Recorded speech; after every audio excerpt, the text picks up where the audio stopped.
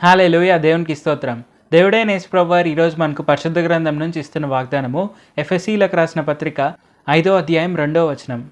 క్రీస్తు మిమ్మును ప్రేమించి పరిమళ వాసనగా ఉండుటకు మన కొరకు తన్ను తాను దేవునికి అర్పణముగాను బలిగాను అర్పించుకొనెను. అలాగుననే మీరును ప్రేమ కలిగి నడుచుకొనుడి.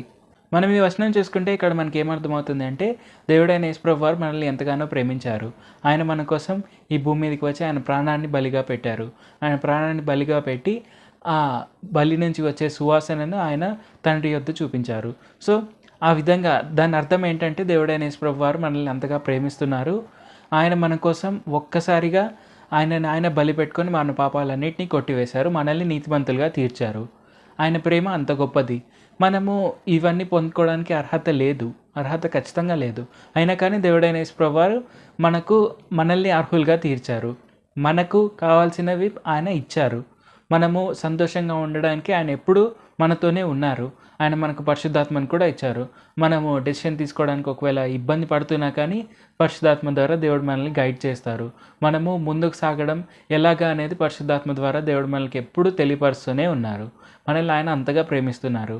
అంత ప్రేమ కలిగి ఉన్న ఆయన మనల్ నుంచి ఏం ఎక్స్పెక్ట్ చేస్తారు అంటే, మనం కూడా ఆయన వల్లే ప్రేమించాలి. మనం కూడా ఇతరులను ఆయన ఎలాగైతే మనల్ని ప్రేమిస్తున్నారో మనం అలాగే ఇతరులను ప్రేమించాలనేది ఆయన కోరుకుంటున్నారు. అది మనకు ఆజ్ఞల్లో కూడా తెలియపరిచారు. మనం ఆయన వల్లే ప్రేమించడం అనేది మనకు ఎంతో ముఖ్యమైనది. అలాగ ప్రేమిస్తే మనము ఈ భూమి మీద సంతోషంగా ఆనందంగా ఆయన ఇచ్చే ఆశీర్వాదాలన్నింటినీ పొందుకొని సంతోషంగా ఉండవచ్చు. అది ఆయనకు పరలోకంలో ఒక గొప్ప సువాసన వలె ఉంటుంది. ఆయన గొప్ప సువాసన వలె ఉన్నప్పుడు మనకు ఆశీర్వాదాలు అనేవి మెండుగా వస్తాయి. ఇది మనకు ఖచ్చితంగా తెలిసిన విషయమే. తప్పకుండా మనం ఎప్పుడు కూడా ఇతరులను ప్రేమించాలి. ఇతరులను ఎప్పుడు కించపరచకూడదు. ఇతరులను ఎప్పుడు దూషించకూడదు. దానివల్ల వచ్చేది ఏమీ లేదు. దానివల్ల మనకు నష్టమే కానీ లాభం ఏమీ లేదు. ఇతరులను మనం దూషించడం వల్ల మన శరీరానికి కూడా ఇబ్బందులే. కానీ ఇతరులను ప్రేమించడం వల్ల మనకు ఆయువు పెరుగుతుంది. ఎందుకంటే మనం సంతోషంగా ఉంటాం కాబట్టి ఇతరులను ప్రేమిస్తున్నప్పుడు. ఫ్రెండ్షిప్ అనేవి స్టార్ట్ అవుతాయి. ఫ్రెండ్షిప్ అనేది స్టార్ట్ అయినప్పుడు మనము ఇంకా సంతోషంగా ఇంకొన్నాళ్ళు ఎక్కువగా జీవించవచ్చు. హ్యాపీనెస్ ఉంది కాబట్టి. అదే మనం ఇతరులను బాధ పెడుతున్నామంటే ఎవ్వరు మన దగ్గరికి రారు. మనకు బాధలు కూడా పెరుగుతాయి. మనకు బాధలు కూడా పెరగడం వల్ల మనకు ఎవ్వరు లేయడం వల్ల అలోన్ అయిపోతాం మనము. అనవసరంగా మన జీవితంలో ఉండే కొన్ని సంవత్సరాలను మనమే పోగొట్టుకున్నట్టు. సో మనం ఆయన వల్లే ప్రేమ కలిగి ఉండడం అనేది మనకు ఎంతో ముఖ్యమైనది. ఇది అర్థమైందని అనుకుంటున్నాను. ఇప్పుడు మనము ప్రార్థన చేసుకుందాం. పరిశుద్ధ జీవాధిపతి జీవంగల దేవ యేసయ్య, ఈరోజు మాకు ఇచ్చిన ఈ గొప్ప వాగ్దానాన్ని బట్టి మీకే వందనాలు తండ్రి.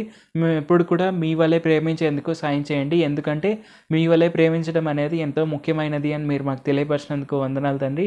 మేము ఎప్పుడు కూడా అది గుర్తుపెట్టుకొని తప్పకుండా మీరు మమ్మల్ని ఎంతగా ప్రేమిస్తున్నారో మేము కూడా ఇతరులను అలాగే ప్రేమించేందుకు సాయం చేయండి. ఎప్పుడు కూడా వారిని దూషించకుండా, ఎప్పుడు కూడా వారిని బాధ పెట్టకుండా, ఎవరిని మేము ఏ విధంగా కూడా కించపరచడం లాంటివి చేయకుండా మీ ప్రేమను అనేకులకు తెలియపరిచే వారి వల్లే ఉండేందుకు సాయం చేయండి. ఈ వాక్యం వింటున్న అందరూ కూడా మిమ్మునే తమ నిజ రక్షకులుగా అంగీకరించి మీ మార్గంలో నడుస్తూ మీ ప్రేమను కలిగి ఉండి జీవిస్తూ ముందుకు సాగేందుకు సాయం చేయండి. యేసు నామములో అడుగుచున్నాం తండ్రి. ఆమేన్. Thank you Jesus. దేవుడు మిమ్మల్ని ఆశీర్వదించును గాక.